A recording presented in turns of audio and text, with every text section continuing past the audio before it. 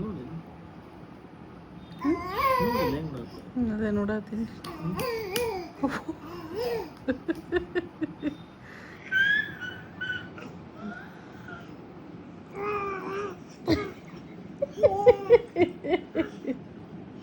ಅದೇನು ಆಟ?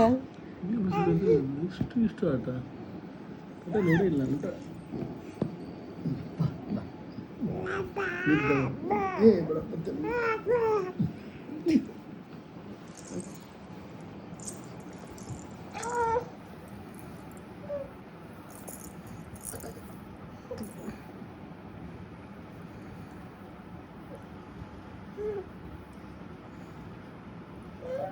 ಸಿಗಾಕೊಂಡೇನಿಬ್ರು ಅಲ್ಲೂ ಮಾಡಕ್ಕೆ.